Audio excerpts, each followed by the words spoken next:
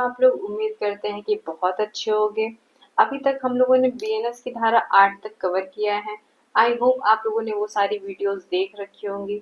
उम्मीद करते हैं कि आप लोगों को कुछ चीजें समझ में आई होंगी, कुछ कॉन्सेप्ट की क्लियरिटी हुई होगी। अगर वीडियोस पसंद आती हो तो प्लीज वीडियोस को लाइक करिएगा, और किसी भी पर्सन की अगर हेल्प करनी हो, कॉन्सेप्ट क्लियर कराना हो, और वह एलएलबी की या बेरेक पढ़ना सीखना चाहता हो, तो आप उनको शेयर कर सकते हैं। और अगर चैनल पर नए हो तो प्लीज प्लीज प्लीज सब्सक्राइब करके जाना। हमारी कोशिश यही रहेगी कि आपको आगे आने वाली जितनी भी वीडियोस हैं उसमें आप लोगों को इंफॉर्मेटिव वीडियोस देखने को मिलेंगे। तो चलिए अब आज स्टार्ट करते हैं धारा 9 की। धारा 8 तक आप लोगों ने पढ़ा था, धारा 9 की स्टार्टिंग करते हैं। अगर धारा 9 का हेड नोट पढ़ते हैं तो हेड नोट में अगर आप पढ़ेंगे तो थोड़ा समझ सकते हैं, क्योंकि जनरल लैंग्वेज में लिखा हुआ है। तो अगर हेड नोट की बात करें तो कई अपराधों से मिलकर बने अपराध के लिए दंड की अवधि। कई अपराधों से मिलकर मतलब जैसे ऐसा कोई कार्य किया गया है कि जो उस अपराध को बनने के लिए कुछ और कार्य किए गए हैं, लेकिन जो कार्य किए गए हैं वो ऑटोमेटिक, वो खुद में ही ऑफेंस है। तो कई अपराधों से मिलकर एक बने अपराध के लिए तो उनके दंड की अवधि क्या होगी? अवधि का मतलब होता है टाइम पीरियड। तो उनके दंड की अवधि क्या होगी? चलिए इसका प्रोविजन पढ़ते हैं। जहां कोई बात जो अपराध है ऐसे भागों में जिनमें का कोई भाग स्वयं अपराध है मिलकर बनी है, वहां अपराधी अपने ऐसे अपराधों में से एक से अधिक के दंड से दंडित न किया जाएगा। तो पहले यहां तक समझते हैं। इसमें सीधा सा कह रहा है कि ऐसे भागों में जो अपराध तो जो किया है वो तो अपराध खुद ही किया है, पर ऐसे भागों से जिनमें का कोई भाग स्वयं अपराध है, मतलब वो वह कार्य कई पार्ट्स में डिवाइड होके हुए हैं। तो जो पार्ट्स में डिवाइड हुआ है वो खुद में एक उसको अपराध का नाम दिया गया है। और अपराध का नाम दिया कैसे जाएगा? जो अपराध के रूप में परिभाषित है, तो उनसे मिलकर बना है। तो वहां क्या होगा? इन सब जो भाग में डिवाइडेड है उन सभी अपराधों को इंक्लूड करके नहीं दिया जाएगा। उनको जो ऑफेंस, मेन ऑफेंस जो किए हैं सिर्फ उसी की पनिशमेंट उनको दी जाएगी। और कब तक? ये देखिए एक एक्सेप्शन भी जोड़ दिया है। जब तक अगर अभिव्यक्त रूप से कहीं वर्णित किया गया है तब तो देना ही पड़ेगा। अगर नहीं किया गया है तो जो मेन ऑफेंस उसने किया है वही पनिशमेंट उसको मिलेगी। और सेकंड क्लॉज देखते हैं। कोई बात, जहां कोई बात अपराधों को परिभाषित या दंडित करने वाली किसी तत्समय प्रवृत्त विधि की, किसी तत्समय प्रवृत्त विधि की, बीएनएस की बात नहीं कर रहा है, किसी मतलब प्रवृत्त विधि का मतलब होता है जो प्रेजेंट टाइम में इनफोर्स है, जो जो प्रेजेंट टाइम में इंडिया में एप्लीकेबल है, उस विधि की बात कर रहा है। तो किसी विधि में अपराध, उस अपराध को परिभाषित किया गया है और उसके दंड के बारे में प्रावधान बताया गया है कि दो या दो से अधिक पृथक परिभाषाओं में आने वाला अपराध है, और जिस अपराध की बात कर रहा है वह उसका सेम एलिमेंट दो या दो से अधिक परिभाषाओं में वर्णित किया गया है, तो क्या होगा? अभी इसका सेकंड क्लॉज भी देखते हैं।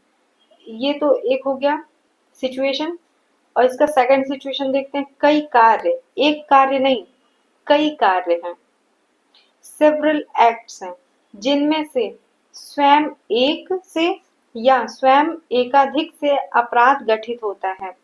मतलब कोई कार्य किया जा रहा है, वह स्वयं मतलब अगर एक कार्य करता है तो भी अपराध गठित हो जाता है, अगर कई कार्य कर रहा है तो भी अपराध गठित होता है। तो और मिलकर एक भिन्न अपराध गठित कर देते हैं। तो जो कई कार्य किया जा रहा है वह अकेले में खुद में एक अपराध है, या जो वह कई कार्य कर रहा है उन सब, वह सब अपराध हो करके भी मिल करके एक नए अपराध को बना रहे हैं, गठित कर रहे हैं। तो वहां क्या होगा? वहां अपराधी को उससे गुरुतर दंड से दंडित न किया जाएगा।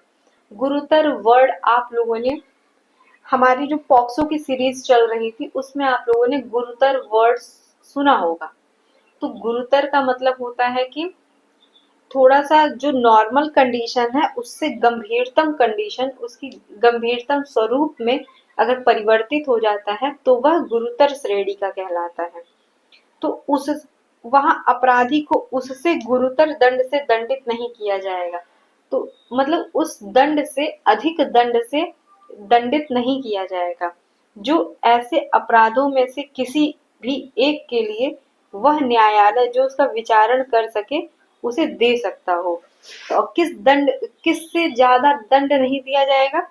जो अपराधों के लिए वर्णित किया गया हो और वह न्यायालय जो उसका ट्रायल कर रहा है, विचारण कर रहा है, वह उसे देने का उसकी अधिकारिता हो, तो उससे ज्यादा दंड नहीं दिया जाएगा। और यदि हम इसके एग्जाम्पल की बात करें, एग्जाम्पल पे आप लोग जरा थोड़ा सा फोकस होकर पढ़ा करिए, क्योंकि हमारे जो किसी में भी चाहे लॉ एलएलबी टाइम हो, चाहे जुडिशरी हो, चाहे एपीओ हो, अगर प्रॉब्लम बेस्ड क्वेश्चन पूछे जाते हैं तो वह एग्जाम्पल से ही आते हैं, कहीं और से वो लोग क्रिएट नहीं करते हैं।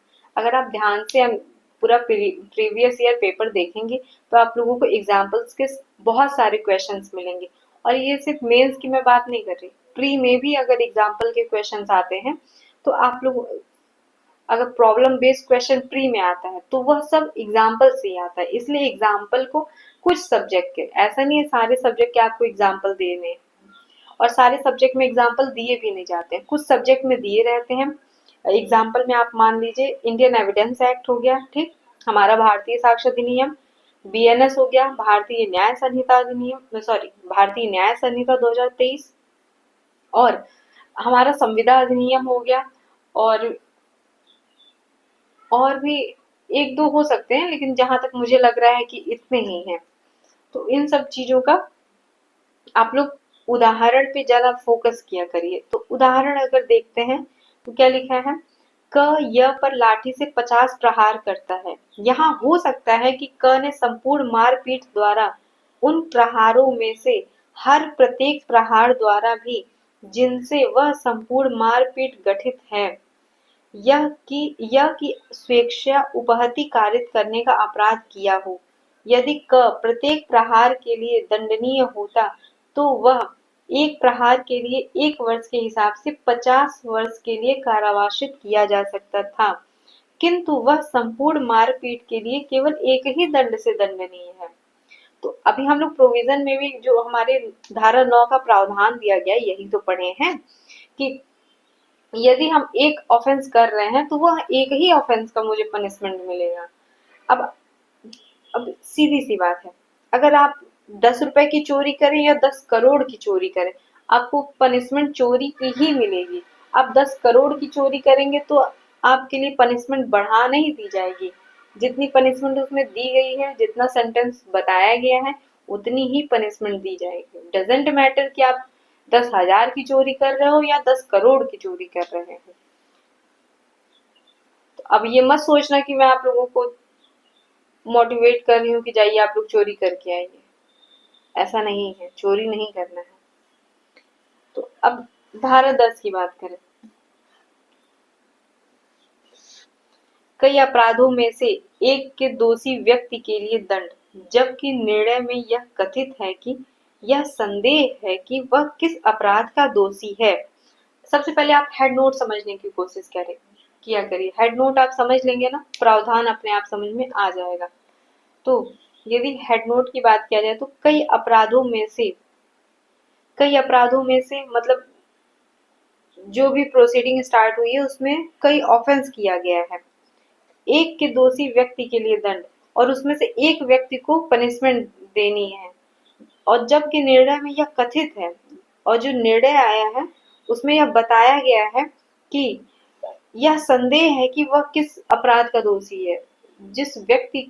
जिस केस का जजमेंट आ चुका है और उसमें उस व्यक्ति संदिग्ध है कि यह किस अपराध का दोषी है, तब क्या होगा, उन सब मामलों में जिनमें यह निर्णय दिया जाता है कि कोई व्यक्ति उस निर्णय में विनिर्दिष्ट कोई अपराधों में से एक अपराध का दोषी है, किंतु यह संदेहपूर्ण है कि वह उन अपराधों में से किस अपराध का दोषी है, यदि वही दंड सब अपराधों के लिए उपबंधित नहीं है।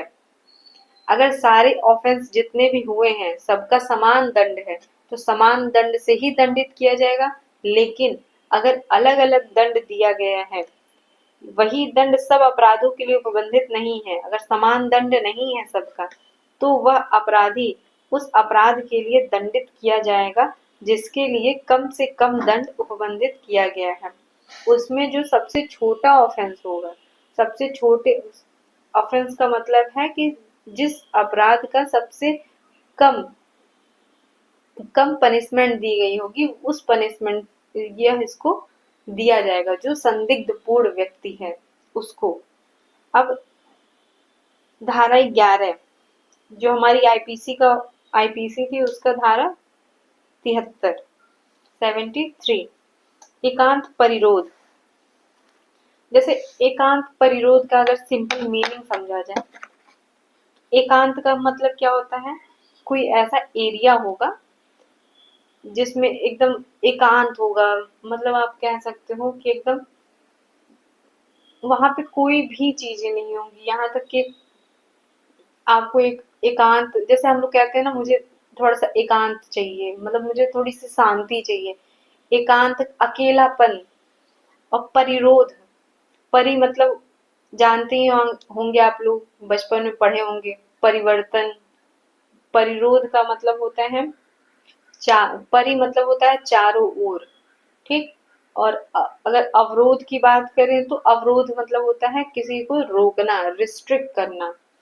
तो एकांत परिरोध, जब कभी कोई व्यक्ति ऐसे अपराध के लिए दोष सिद्ध ठहराया जाता है जिसके लिए न्यायालय को इस संहिता के अधीन उसे कठिन कारावास से दंडित करने की शक्ति है। मतलब किसी व्यक्ति ने ऐसा ऑफेंस किया है, उसको दोष सिद्ध ठहराया जा चुका है और क्या मिला है पनिशमेंट में, कठिन कारावास मिला है, तो न्यायालय अपने दंडादेश द्वारा आदेश दे सकेगा कि अपराधी को उस कारावास के जिसके लिए वह दंडादिष्ट किया गया है किसी भाग या भागों के लिए, ये आदेश कौन देगा, न्यायालय देगा, अपने दंडादेश द्वारा आदेश दे सकेगा। किस लिए देगा, किसी भाग या भागों के लिए जो कुल मिलाकर 3 मास से अधिक के नहीं होंगे, निम्न मापमान के अनुसार एकांत परिरोध में रखा जाएगा। अगर यह आदेश नहीं देगा न्यायालय तो परिरोध में नहीं रखा जाएगा। यदि आदेश देता है तो ओवरऑल कितना होगा, 3 महीने का। ये थोड़ा सा टाइम पीरियड आप लोग याद रखिएगा प्री के पॉइंट ऑफ व्यू से। तो ये ओवरऑल एकांत परिरोध का जो टाइम पीरियड है वो 3 महीने का है, ठीक। अब लिखा है निम्न मापमान के अनुसार एकांत परिरोध में रखा जाएगा। अब देखते हैं इसका क्या है।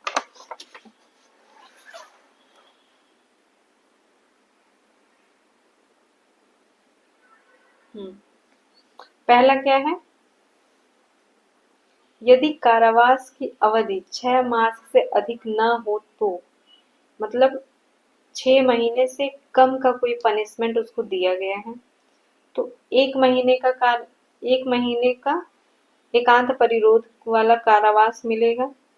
और यदि 6 से अधिक है और 1 वर्ष से अधिक है, 1 वर्ष से कम और 6 महीने से अधिक है तो 2 महीने तक का मिलेगा। और यदि 1 वर्ष से अधिक हो तो 3 महीने का मिलेगा, 3 महीना मैक्सिमम है।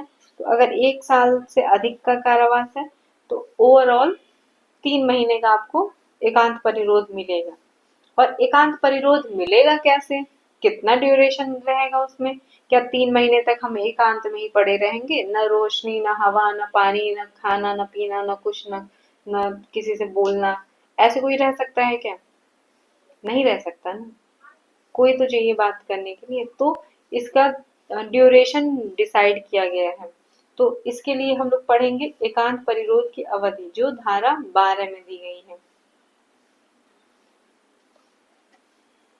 एकांत परिरोध के दंडादेश के निष्पादन में, जब वह एकांत परिरोध का दंडादेश दे दिया गया है, उसको अप्लाई कराने का समय आ गया है, तो ऐसा परिरोध किसी भी दशा में एक बार में 14 दिन से अधिक नहीं होगा।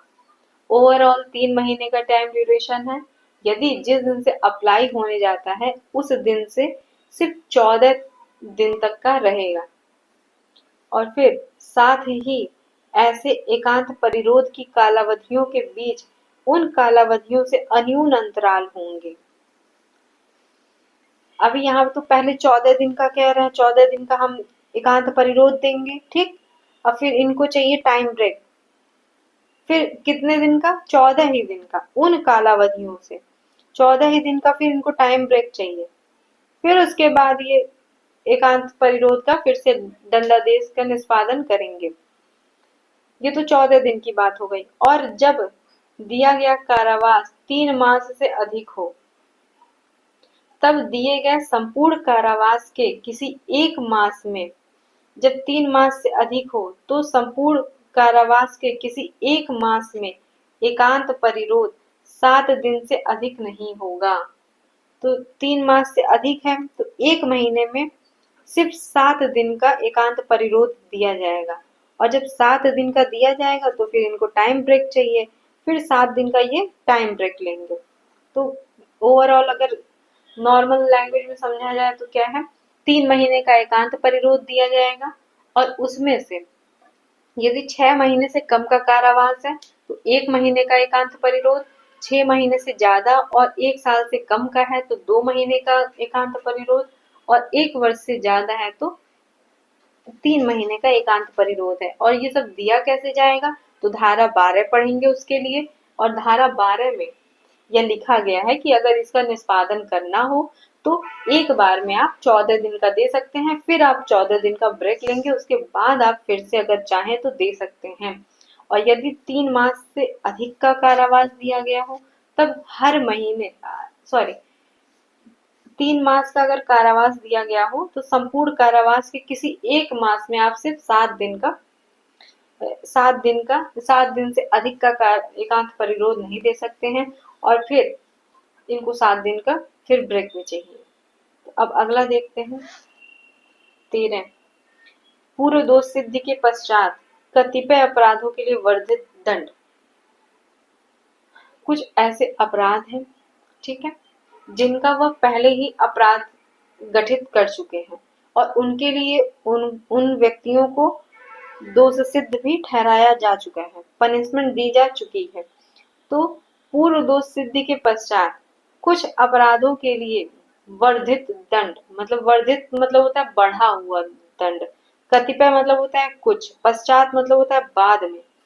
जो कोई व्यक्ति भारत में के किसी न्यायालय द्वारा इस संहिता के अध्याय 10 और अध्याय 17 के अधीन, अब अध्याय 10 और अध्याय 17 क्या है ये सब आप लोग बैरक में देख करके खुद बताएंगे, ठीक, के अधीन 3 वर्ष या उससे अधिक की अवधि के लिए दोनों में से किसी भांति के कारावास से दंडनीय अपराध के लिए दोष सिद्ध ठहराए जाने के पश्चात, मतलब इन्होंने अध्याय 10 और अध्याय 17 के अधीन ऐसे अपराध कारित किए हैं जिसमें 3 वर्ष या उससे अधिक की अवधि के लिए कारावास दिया गया है किसी भांति का, चाहे वो सादा हो या फिर कठोर कारावास हो, दोष सिद्ध ठहराया जा चुका है। फिर क्या किया इन्होंने, उसी अध्याय के अधीन उतनी ही अवधि का, उतनी मतलब कितनी, 3 वर्ष या उससे अधिक के लिए किसी भी भांति का कारावास, और वैसे ही कारावास यदि सादा कारावास दिया गया है तो सादा, कठोर कारावास दिया गया है तो कठोर कारावास से दंडनीय किसी अपराध का दोषी है, मतलब फिर से उसने अपराध गठित किया है, तो वह प्रत्येक ऐसे पश्चातवर्ती अपराध के लिए आजीवन कारावास से या दोनों में से किसी भांति के कारावास से जिसकी अवधि 10 वर्ष तक की हो सकेगी दंडनीय होगा। तो ये क्या कह रहा है कि एक बार तो उसने अपराध गठित कर दिया, सेम अपराध सेम टाइम पीरियड वाला सेम टाइप का इम्प्रिजनमेंट भी उसको मिल गया, वही अपराध उसने फिर से कारित कर दिया। अब आप लोग अभी पढ़ेंगे कि अगर दूसरी बार सेम पनिशमेंट करता है तो उसकी अवधि बढ़ी हुई रहती है। आप लोगों ने पॉक्सो में भी पढ़ा होगा, अगर ध्यान आ रहा होगा आप लोगों को तो फिर क्या होगा, ये 3 साल वाली अवधि कहाँ चली जाएगी, या तो वह आजीवन कारावास में कन्वर्ट हो जाएगा पश्चातवर्ती के लिए, पहले वाले ऑफेंस के लिए नहीं, पश्चातवर्ती जो अपराध गठित किया है उसका जो पनिशमेंट आएगा वह आजीवन कारावास का होगा, या दोनों में से किसी भांति के कारावास का होगा जिसकी अवधि 10 वर्ष तक की हो सकेगी। ठीक है, अब ये कल से हमारी ये जनरल एक्सेप्शन स्टार्ट होगा, अध्याय 3। इसको आप लोग अच्छे से पढ़ेंगे, इससे मेंस के आंसर भी आते हैं। और आप लोगों ने पहले पढ़ा होगा कि हमारे बीएनएस में जितने भी अपराध की परिभाषा, उसके एग्जाम्पल्स, जितने भी चीजें दी गई हैं, सब साधारण अपवाद के अंतर्गत इनके अधीन मानी जाएंगी। तो अगर यदि अपराध को आपको चेक करना होगा कि हाँ इसने अपराध कारित किया है, तो सबसे पहले आपको साधारण अपवाद के नियम अप्लाई करने होंगे। यदि साधारण अपवाद के नियम अप्लाई हो जाते हैं तो फिर वह अपराध नहीं माना जाएगा, यदि नहीं होते हैं तो वह अपराध की श्रेणी में फिर गिना जाएगा। तो चलिए अब यहाँ पर हम लोग चलते हैं, फिर नेक्स्ट वीडियो में चैप्टर 3 से मिलेंगे। Okay, bye bye, take care.